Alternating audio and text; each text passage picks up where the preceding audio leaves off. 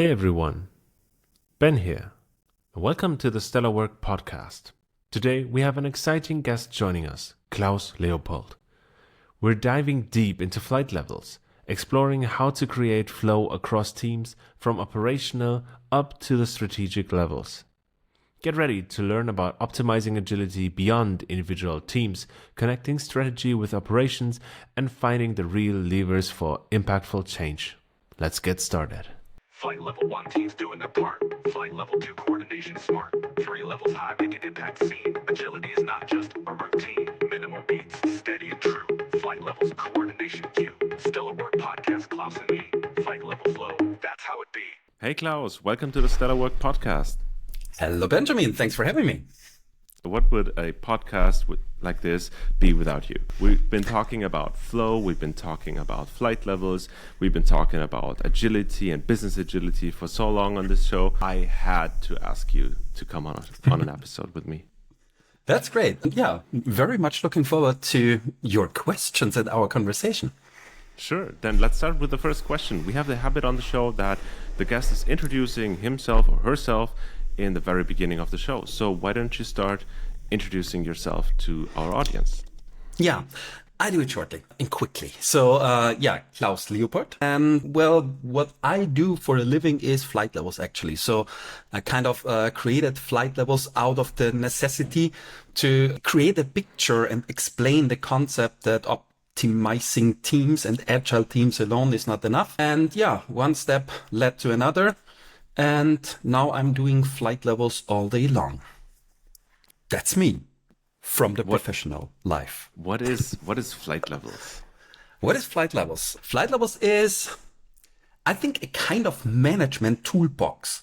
So, which helps you to figure out where in your organization you need to pull what lever so that you see the improvements that you want to see. That's a very general explanation, right? But in the end, it boils down that we see the organization as, so you're doing different things in an organization. Like you're doing operational work, that's what we refer to as flight level 1. You're doing coordination work, that's what we refer to as flight level 2. And hopefully you think about the future, strategic work, this is flight level 3. And the point is, if you want to make an impact on the market, you need to have all these 3 levels or take these 3 levels into consideration. So you have, just for me to summarize it, you have a strategy level, which is the most highest up. That is 3, right? Yes, that's flight level 3. And then you have like a coordination. Can I see that as some sort of portfolio level, or how does that work? Yes and no. Let's start with flight level 1, and then I think flight level 2 becomes quite obvious, right?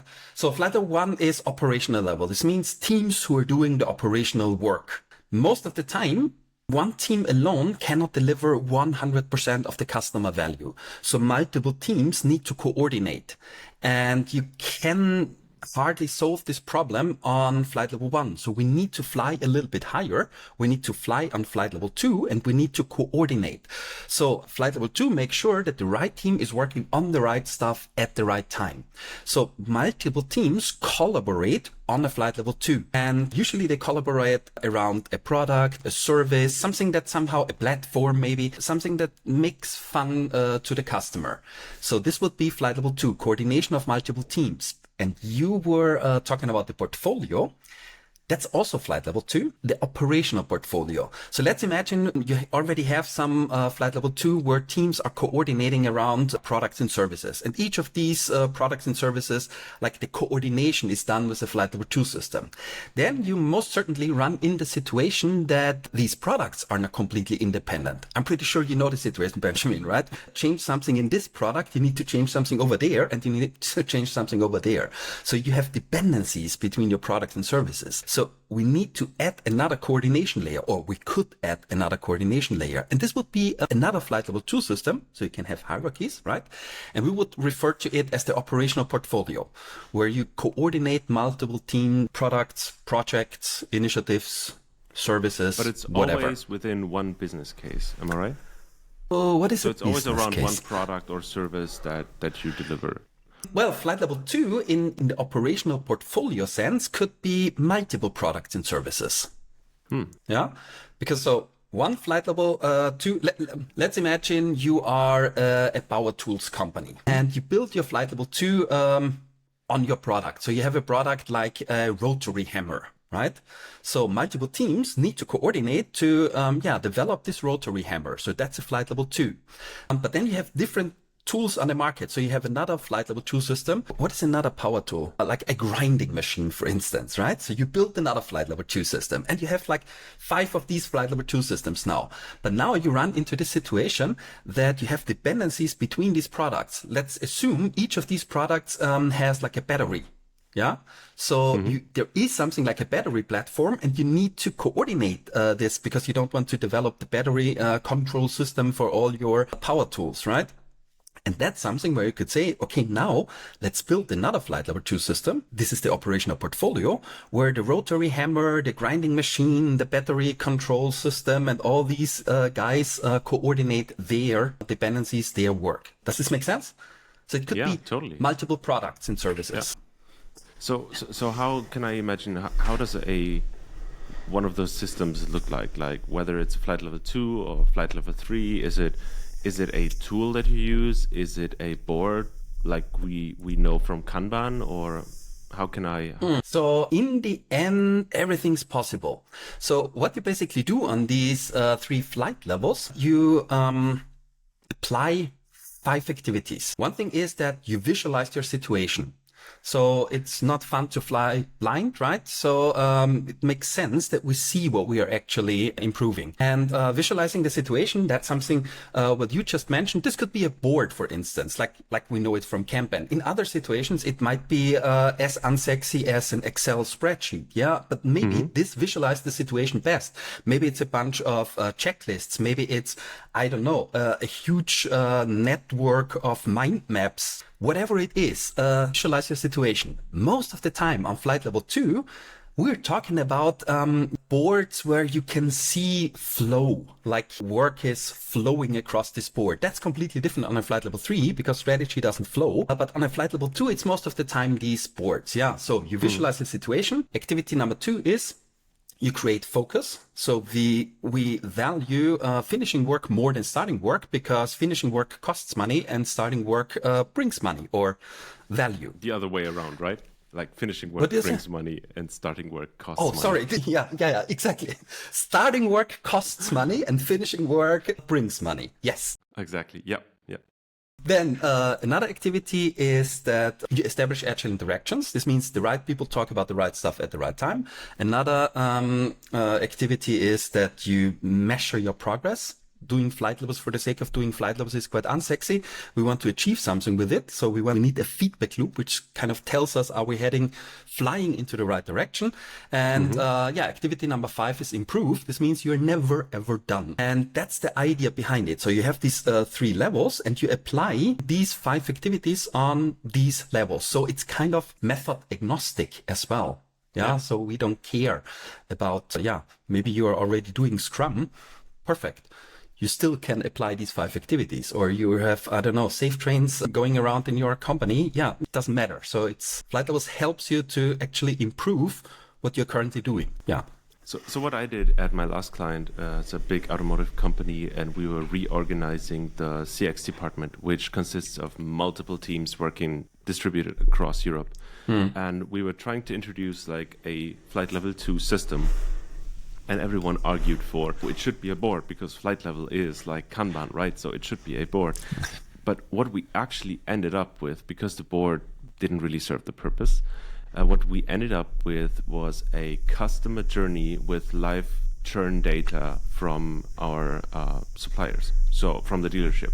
So we had like this customer journey and we had the number of customers within that journey, which was basically a sales and marketing funnel. And then we see the churn on the different steps of that sales funnel, and then launch projects or have projects launched to fix those impediments that we see within that funnel. And that was way better than having a Kanban board. But you visualize the situation, right? So that's exactly the point of flight levels. We don't say build boards. I mean, it happens that there are a lot of boards being built on a flight level 2, which makes sense. But as you just said, it doesn't have to. Yeah. And I mean, maybe was... even... So no, just go like ahead. my history is I'm like I grew up in the Kanban kind of. And so some people still associate Kanban with me and they're like, yeah, flight levels is Kanban. It's not. But yeah. Yeah, I was just about to point. ask that question, or quite similar question, is that how did you just wake up at one morning and you were like, flight levels, that's what we need, or how did that happen to you? That's exactly how it was. Yeah. And then I wrote it down and I never changed it since 10 years. Awesome. I wish I could have that story. No, it's of course not like this. Flight levels is really born out of practice. There was this situation and it was 2011, I think, early 2011. So almost 2010 still. And it was a customer. And yeah, they were like, yeah, we need to do some agile magic here and so on. We have roughly 340 teams, make them agile. And I'm like, sounds interesting. So I already picked the color of my Porsche because this would be like a couple of billable hours. I could, By the way, which color did you pick? Which color? Silver, of course. All right. No, All right. I don't own any car, so you see that's the problem. But that's because I said to myself, okay, maybe it's nice to do a transformation for 340 people, but this would be probably one of the biggest sub-optimization human history had seen. So I was like, no, I wanted to get this message across that it doesn't make sense that we optimize or make all these teams agile. Like, at a scale like this, it's way more important that we make sure that the right team is working on the right stuff at the right time, right? So I always take the picture of the keyboard. Yeah. I mean, if this is your company and all the keys on the keyboard are the teams, yeah. So you have an A team, an E team, an R team, and T team. Yeah, I can make all these teams agile. And let's assume it's working. You have the best T team on this planet. Yeah, they are typing so fast, smoke is coming out of the keyboard, right? And the best G team, and of course you need an A team. But the thing is, how much faster can you write text? Not really, right? And I tried to get this message across. So the keyboard was kind of one key moment in this company, but then I was like, okay, we need to fly a little bit higher. So we need to see what are the teams that need to collaborate in order to deliver something to the market. And then we need to make sure that the right team is working on the right stuff at the right time. So we need to coordinate. And this is actually how flight level 2 was. So in the beginning, there were only 2 flight levels. There was flight level 1 and flight level 2. And then I just worked on this picture and more situations came up where I could reuse this picture. And yeah, now we have 3 flight levels. Once we already had 4 flight levels. So yeah, savings. Now it's only 3 again. I mean, a huge part of it, or at least what I see companies doing with flight levels, is fixing coordination and cross-team collaboration. And I'm wondering, I have not seen like how flight level would, what is the flight level approach of doing this? By just picking any visualization gives you sort of rails you would go down. And I was wondering if you had any tips or tricks on the how to coordinate, how to manage dependencies part within the flight level concept. Yeah, I think it's kind of a unique process you're going through when you're building a flight level 2 system. So it's quite hard to give general advice because it's context dependent. So the point is, when you identify the problem and you identified it's a coordination problem, so you can solve it on a flight level 2. That's an assumption now, right? Because maybe your problem is something somewhere completely else and you need to build the flight level 3 system. Yeah. Then you walk through these 5 steps. So you visualize the situation, create focus, and so on. And you don't build the system for people, you build the system with the people who are actually responsible for working with the system later. And during the process of building your flight level 2 systems, questions pop up. Yeah, because you always start with the situation, how you're doing it right now. And then because of the visualization and all these kind of things in the process of designing the system, there is this situation where like, but this doesn't make any sense to us. So now you have a decision to make. You can keep it like this, so it still doesn't make sense, or you're improving it. Yeah. So that's also the reason why you need like decision authority whenever you are designing a system, because it's nothing more frustrating than finding out what you shall improve, but you can't take any improvement decision during the process, right? And the same is true for like all these interactions and stuff. So you get to this point where you're like, okay, and now we need to coordinate. So what are our problems? So if we have severe prioritization problems, this will completely look the system or the interactions that we're coming up with will completely look different to compared to when we don't have this problem, but our problem is that we always run into dependencies. So it's really quite hard to come up with some to say, okay, you have to do it like this, if this makes sense. Yeah, you will figure it out. I got you. Yeah. And the thing is, what we do, when maybe one more sentence. So it's not just like, everything is so difficult and we cannot tell. During the process, when you're doing like a flight level 2 design workshop, for instance, we work with a lot of patterns. So I've seen quite some companies and how they are solving problems. So we offer a library kind of patterns, which tells you if this is kind of your situation. Some companies are handling it like this. If this is your situation, they're handling it like this. So we are basically laying out some Lego bricks, and you build your system based on these patterns that you see. So we have advice, but it's always context specific. That's the thing. And you are the one who's picking it. Have you watched the episode with Jürgen Appelo? Not yet. He is using the 100% same words. He said the future of agility is are pattern libraries that you can use like Lego bricks. And it's not like strict frameworks, roles, and processes. And here's like a 1, 2, 3, 4, 5 step solution. Let's call it a sprint, right? Yeah. It's pattern libraries that you could build with like Lego bricks according to your specific context and your specific problem. Would you agree with that? That's the one and only thing that makes sense to me. And I wouldn't say it is the future.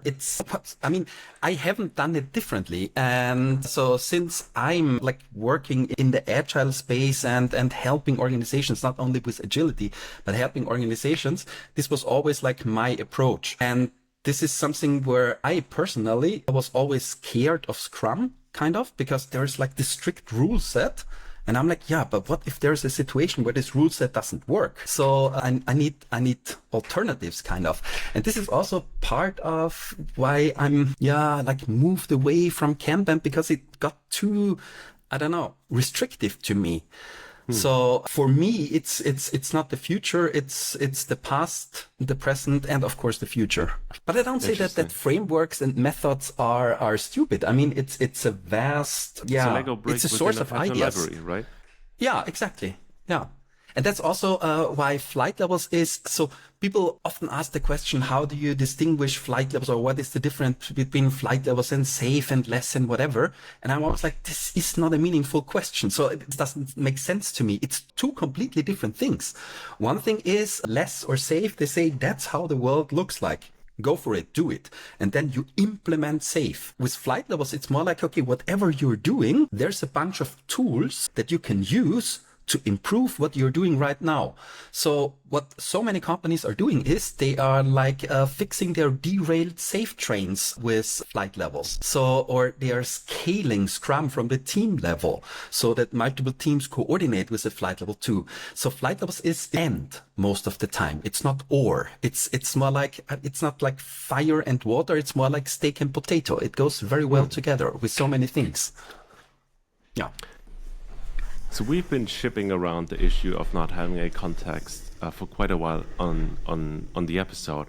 But the good part here is, compared to all the episodes before, that we got a context sent in by one of our listeners. Finally, people are reaching out to the show. All right. No, we got a big text giving us context that I would like to cover with you. I already sent you the big text and I tried to summarize it. Thanks, Daniel, for providing all the information. We're not mentioning the company. We're not mentioning any names. Daniel, you know who you are. Thanks a lot for giving us the opportunity. And I hope I'm summarizing this correctly for you out there. Klaus, anyway, you got the big text. So for everyone listening, here is the short intro to our case that we're going to dive into. Hey Ben, we're an IT operations within an energy trading company working across distributed teams. Business units generate projects prioritized without considering the capacity of agile software development teams. This leads to coordination challenges, overwhelmed teams, and unclear priorities. Agile maturities within those teams varies, and teams work on products within complex business processes, but lack an end-to-end view or sufficient agile coaching.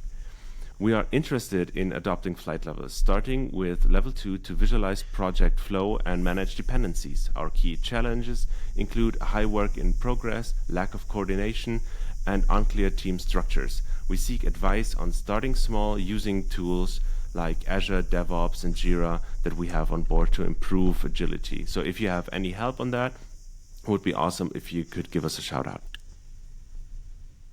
All right, I hope I summarized it correctly. It's always a challenge for me to summarize big text into meaningful small text. That's why humankind invented ChatGPT.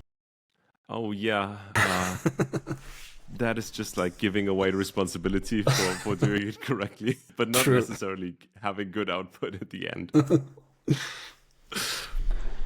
All right, so the first question that we got according to the text is, what is a good way to sell the story of flight levels to attract the right people for the change team? What is a good way to sell the story of flight levels? Yeah, so maybe for a little context, the people who have asked those questions are agile coaches within that context. They come from an IT operations department for like over 25 teams. And I think it's fair to say that I think they are 3 people for the whole crowd. And they ask themselves, they want to better up the coordination level, and they ask themselves, what is a good way to sell the story of flight levels to attract the right people for the change team? Yeah, I think it's not a good idea to sell the abstract way, like there are 3 levels and 5 activities and stuff. It's always like, yeah, so what? Start with the problem, I would say. And this is the great thing and the challenging thing at the same time with flight levels. For me, as I said before, it's more like a toolbox, right? So there is many things in this toolbox of flight levels. And if you are like going into a hardware tool store and you ask someone, okay, can you sell me a tool? The question is probably what for? So do you want to tear down a wall or do you want to like hang a picture? So it's different tools you need. And I think that's the very first thing what we need to understand. The general pitch is quite difficult because if as it's so versatile, if you're pitching the wrong thing, you're pitching, I don't know, you can improve time to market with flight levels, but time to market is not my point. So why shall I use flight levels? So what is the real problem? And then kind of show the people how flight levels can help you to sell this, to solve this. This is exactly what I tried to do with my book, Rethinking Agile. So Rethinking Agile basically tells a story. And the point there is that there were many organizations who were like doing agile transformations on a team level, but they didn't see a lot of improvement. And I basically wrote a book which covers this. But if you are in a different situation, and this book is kind of a pitch of flight level, so it's not like the 300 pages textbook, it's more like a casual story. But I could write the exact same book with a completely different case where we want to connect strategy with operations, for instance, because people are working, but not on our strategy. And I could write the same book, which is again a different pitch. So be aware of what's the problem you're solving. And what I understood, this is a group of agile coaches. So they have the outside perspective, although they are within the system of the entire company. But is this really solving a problem from one of the sponsors? So you also need to have a sponsor, right? And if it doesn't solve any problem of a sponsor, so why should I give you time and money or whatever to solve a problem I don't have? Yeah, that was exactly the follow-up question that I was thinking about. Is like, who do you want to to pitch to, because you have business units that generate business idea which result in projects. You have like a project portfolio team that is kind of responsible for coordination, but ultimately consists of different project managers that have their own goals, their own set of targets they need to hit. And one thing that really stood out was that each project is embedded within a value chain, but does not cover the whole value chain. So it's just a part of it. So if you want, I mean, I totally get it if you're saying, hey, you want to argue with business results and your pitch should be linked to the business results. But ultimately, none of your colleagues that you want to pitch it towards to is measured by the overall business results, because everyone is in their isolated project. So given this is the set of stakeholders, to whom would you pitch the idea? I would really, again, it's about who has the biggest problem, kind of, and where is the biggest problem solution fit with flight levels, and who is willing to do something. So I think it's not one single pitch, it's different pitches. So depending on whom I'm approaching. So the project portfolio planning process is a different pitch than, I don't know, we are overwhelmed because people outside our system are starting projects for us, or nobody's considering our capacity. So and then find a sponsor. So you need to have someone who's really interested in solving this problem, and then pitch to this one. If you have a sponsor, you can bring the rest of the people on board. I mean, to you it probably felt pretty naturally, but the way I look at your idea is instead of pitching it to a team, a group of people, or a role, you should pitch it to individuals and see if they are also interested in increasing overall business value. So you would pitch it to individuals according to their level of energy and their level of how much they want to contribute to the overall success. Yes. So especially when we work inside from a company, I mean, what you can always do is before you do the individual pitch. So what I've done quite often, actually, that I got invited to a company and we did a quite big event where, I don't know, 200 managers showed up. And I was just entertaining these managers for half a day and explaining a little bit about flight levels. But the thing is, it's more like a shotgun approach, right? So you shoot into the woods and hopefully you hit some target. So if the story is broad enough, for instance, Rethinking Agile, from the book, the story is really quite broad. And if there are 200 managers, chances are quite high that, I don't know, many of them find this quite appealing. And they're now let's have a follow-up. And then you do in the second step, the real pitching. So you're clarifying it in the next step. But what I understood, from your case, it's not this that we get 200 managers in a room and we just do a general pitch. If you don't have if there are 200 managers, and 100 say this is great, I mean, it's still a lot going on. But if you have 4 opinion leaders or decision makers, 4 potential sponsors, let me put it that way, I wouldn't do the shotgun approach, because you only have 4 chances. And that is the case here, because the sponsors would be the business units, right? That sponsor that project, and each leader within that business unit, of course, wants their project to be number one priority, to have all the resources needed, and would argue for themselves naturally, because I assume that's what they get measured on in the end. One of the other things that was mentioned here is that they want to create transparency for multiple teams, visualize projects end to end to see what the overall flow is, to enable and establish agile interactions. Given this setup with the different sponsors from the business units that go feed projects into a portfolio that trickle down into those 25 teams, given that setup, he asks a question: where is a good starting point to set up flight level 2? What would be the first 5 steps or 3 steps or how many ever? What would those first steps look like? So this, at least to me, sounds like a portfolio problem, right? So we're not talking about the individual projects. We're talking about like 25 teams need to coordinate around a bunch of projects. So this is more like the portfolio approach, right?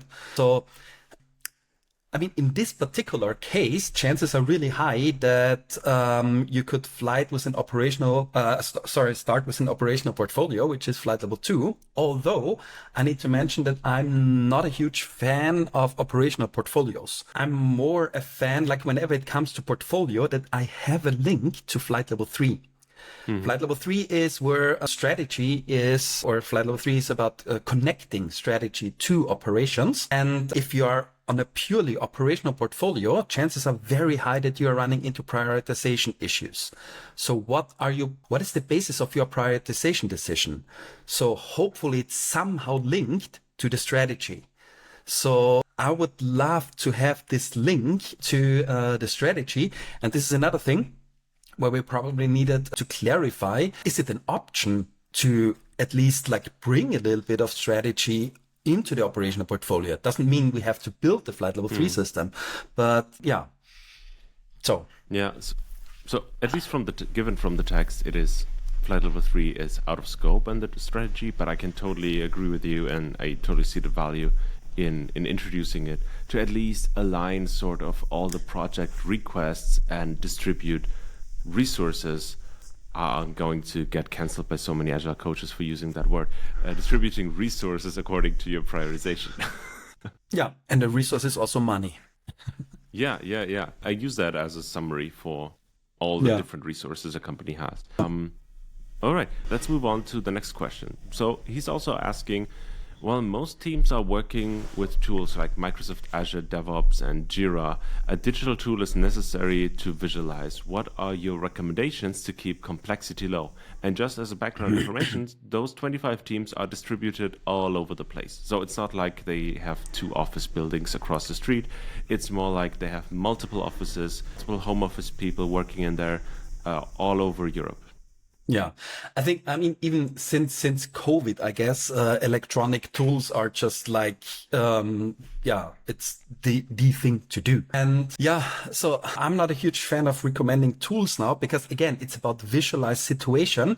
So it depends what situation you are in. So usually when we build the flight level 2 system, we always build it completely tool agnostic. It's like, okay, imagine there is no tool. There's just like a paper and a pen and nothing else. So let's design the perfect flight level 2 system. And in the next step, tools are reality, and there are already tools in place in a company actually. The next step is, okay, how can we adapt this perfect system we have so that it works in our tool environment? This is how we usually approach it. So forget about the tools in the first step, but then bring in reality, and tools are reality. If there are no tools in place, I would always recommend to start with a tool where, at least in the beginning, the costs of doing changes is very low. So in the beginning, you start with a different way of working. Kind of, you have a visualization, and chances are very high that you need to change the visualization. So no matter how long the workshop is, you won't get it right the first time, and you need to change it. And if this change causes, I don't know, a support request at the Jira admin, and 3 weeks later you can add another column or something like this, you're basically screwed. So start with something where the costs of change are very low, and this is most of the time like digital whiteboards and stuff like this. So, and they also offer, or some of them also offers like APIs where you can bring in even like cards from electronic tools you have already in place. But start with cost of change being low. This would be my suggestion. That's really interesting, because I'm, at least in my last project, I did the completely opposite. So what I did is, the first mistake was I was looking for, okay, what is the best tool that would support such an organization? There is none. But I found one that is almost there. And then I introduced that tool to that organization. So I got introduced to the tool introduction process. Perfect. And I was like, I have a mandate for a year. This is going to take at least 2 to 3 years. So I ditched the whole idea. Then I said, okay, maybe we should start working with the tools they already have. So I visited all the different teams across Europe. I mean, the case is quite similar to what we're looking at here. And I found out they have Jira, they have Microsoft tools, they use Microsoft Planner, they have Excel, they have paper. They just have like paper notebooks. And I was like, oh, Jesus Christ, we can't start where we are now, because where we are now is stone age old tool applications. And my approach is quite differently. So what we did is like, we grouped together. I said, so this is the situation we're in here. This is the goal we want to achieve. We're not where we want to be. We need to align on one tool. This is what I'm going to ask you to do. So for that, we need to align on one tool. So we aligned on a tool and then linked that to another tool that was chosen for the Flight Level 2 system, because it needs to be able to have those customer journeys and those live data fed into it. So we pushed through that tool onboarding onto that tool with those different teams, which was a whole change project in itself. Sure. But in the end, I was pretty satisfied with it, because we had like those new processes, we had tool alignments, we had like the same data, and everyone could help each other out. So if I'm working on the Iberian team and I would want to work with the people from Italy because they have a campaign launched up, I could just go there and I see like the same working structure. I see almost the same DODs, I see almost the same DORs in place. So I can easily help out on the other departments. And also, although this was like a kind of pain in the ass to introduce a new tool and like teach everyone how it works, I was pretty satisfied with the results, even though like introducing tools is not an typically agile coach activity. Most would say I'm tool agnostic. We just work with what we have. But I felt like what we have is paper on your desk, and you're working in like 5 different areas of Europe with high-tech IT products. So this is not going to be a good starting point. I'm going to love evolution, but for this small step of it, we're going to create a small revolution in regarding the tool set. But I think it's not so different to the approach I just sketched. I think the difference is, when do you build the Flight Level 2 system? And I would say, let's come up with the first sketch of the Flight Level 2 system first. And then it's, at least for me, easier to take the decision about the tool. Because if I see, okay, that's the complexity we have to handle. And again, we built the system by thinking there are no tool constraints whatsoever. And then you see the result. And then you're like, okay, that's what we have. So we would need to make or have to do so many trade-offs, and it just doesn't make any sense. So let's come up with a tool. And now you have kind of a little bit of the specifications, what the tool actually needs to be able to do, if I already have a sketch of a Flight Level 2 system in my mind. So it's not so different, actually. It's just like the point when you build the system, at least what I understood. Yeah, I think you're right. And if anybody's listening to this, I could really use a SaaS tool that creates customer journeys that is linked to Salesforce to integrate live sales data. So if anyone is knowing anything about that, that would really help me out create another awesome level 2 board. However, let's stick to the case, because we have one question left that I kept to the very end. Daniel is writing us, we have a small agile team and lack the capacity and deep knowledge for flight levels. He's lying here. I know that he's a flight level coach, so he's just being humble. So he's asking, how can we start slow and learn as we go together with the organization? So I think that's probably the general case. So usually when you start with flight levels, you are of course not a flight levels expert, but the thing is you don't have to. You go through these 5 steps, right? So you visualize your situation, create focus and all these kind of things. And while you're going through these steps, let's assume you attend a Flight Level 2 design workshop, which really walks you through the process of building and running a Flight Level 2 system. You actually learn it. So the flight levels approach, as I said before, is very pragmatic. So usually when we introduce flight level or when we start to work with flight levels in a company, we don't do weeks of training programs and stuff like this. It's like roll up your sleeve and let's just start with it. And the thing is, no matter how much theoretical knowledge you have and so on, you always need to adapt. So as I already said before, you can have 3 weeks of workshop and then there's reality. And reality, there's always a surprise. You cannot have a workshop which is so long, which covers all the eventualities that could pop up in real life. So it's much better to start actually quite quick.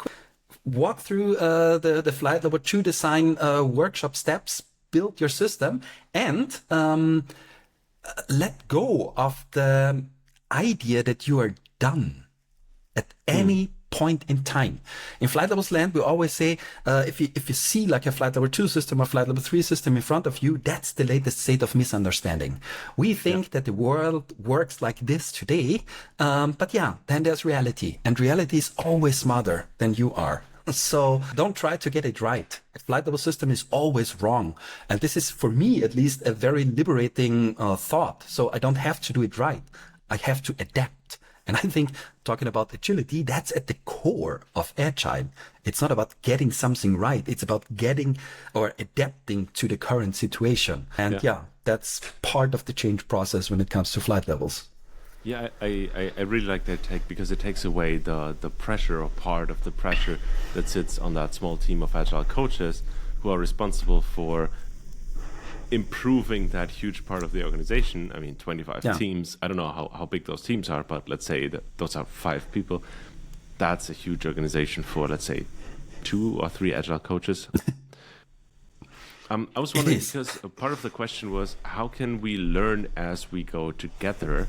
And I was asking myself, learning about what? So maybe it's, as I said, we want to create transparency and we want to increase overall flow, in brackets, level 2 flow.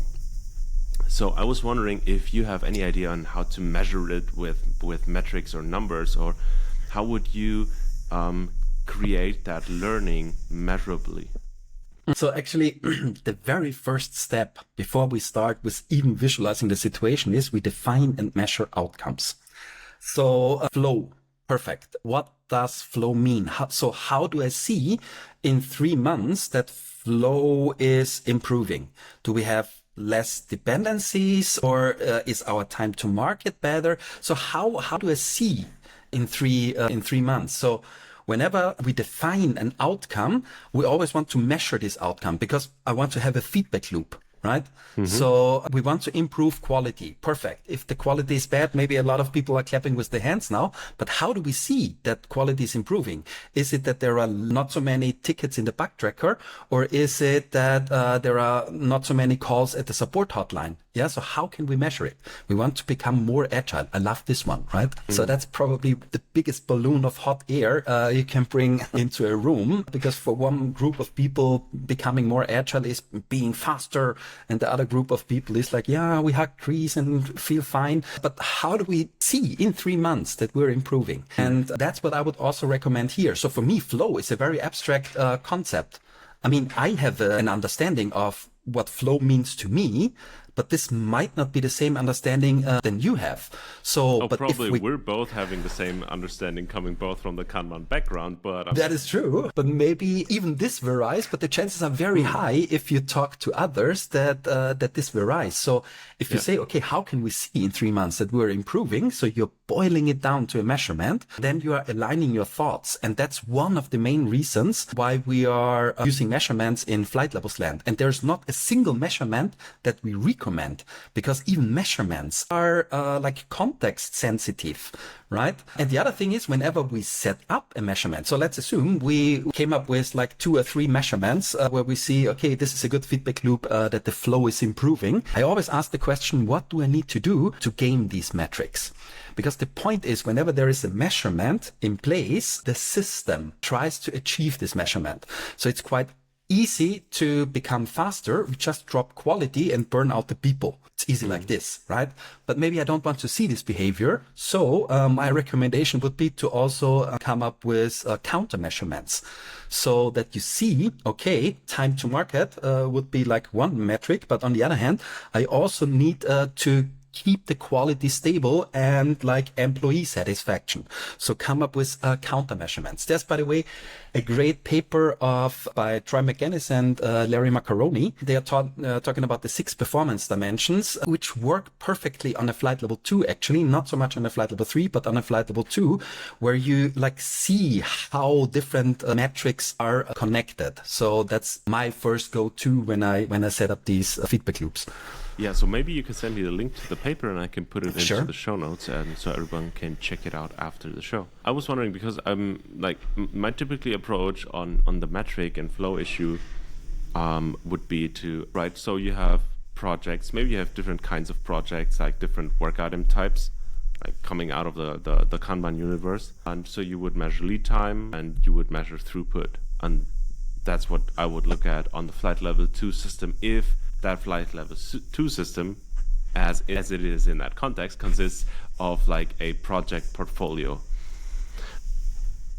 Not sure if that's like 100% perfect, but that would be my starting point. But as I said, I'm coming from that Kanban background. I'm coming from a production engineer background, so I'm always looking at those type of numbers. Yeah. So yes. And is it really the thing? So do we have a common understanding about this? Is this really, if we're improving these metrics, is this what we want to see? Yeah. If not, why do we measure it? That's my take on this. Yeah. And you're 100% right. So you still need to have that conversation around that. Klaus, thank you so much for doing this with me. We come to the end of the show. For everyone out there who would like to learn more about flight levels, who want to reach out to you, where do people find you? Everywhere. LinkedIn, no longer on Twitter, and on Threads, it's always like @Klaus Leopold. All right. Awesome. Final question. What type of genre do you wish for the song? I mean, everyone listening to the podcast already heard it in the intro, but now I'm asking you. I mean, I have one idea which you probably cannot fulfill. So I'm also doing a little bit of music. I'm also doing a little bit of music, so creating music, and I love minimal techno. Oh, all right. But usually there is not so much text in minimal techno.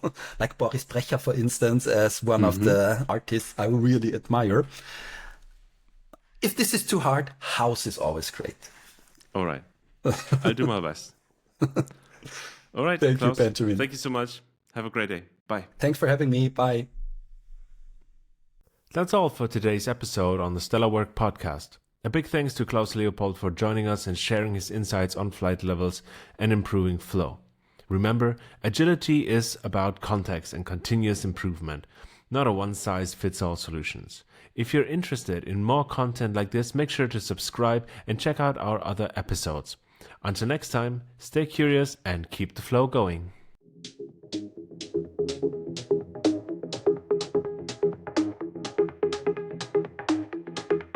Hey, Klaus, we're on the Stellarwork. Flight levels talk. We're about to learn. Optimizing teams, agile schemes, flow state 5 is more than dreams. Flight level 1 is upper operational. Team collaboration it's foundational. Flight level 2, coordination group right teams on the right stuff. It's a move. Flight level 1 is upper operational. Team collaboration it's foundational. Flight level 2, coordination group right teams on the right stuff. It's a move. Strategic vision, level 3. Think about the future. Make it free. All these levels work in sync from teams to the market. That's the link. Strategic vision, level 3. Think about the future. Make it free. All these levels work in sync from teams to the market. That's the link.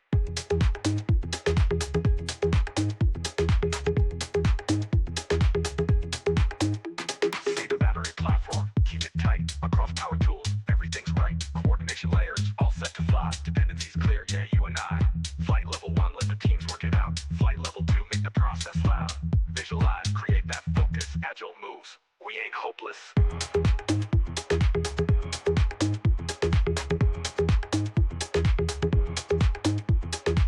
Feel the flow, flight levels in control. Visual boards, dead on a scroll. Flow across systems.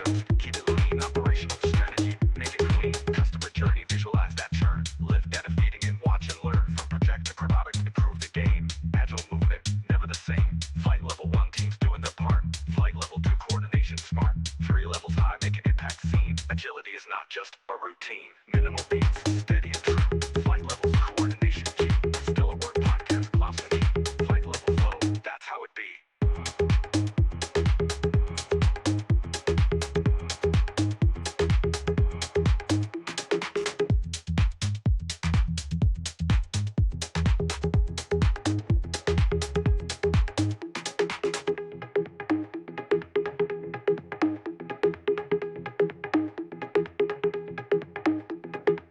Feel the flow, flight levels in control. Visual boards, data out of scroll. Flow across systems, keep it lean. Operational strategy, make it clean. Customer journey, visualize that churn. Live data feeding and watch and learn. From project to product, improve the game. Agile movement, never the same. Flight level 1, teams doing their part. Flight level 2, coordination smart. 3 levels high, make an impact seen. Agility is not just a routine. Minimal beats, steady and true. Flight levels, coordination team. Stellarwork Podcast, Klaus and me. Flight level flow, that's how it be.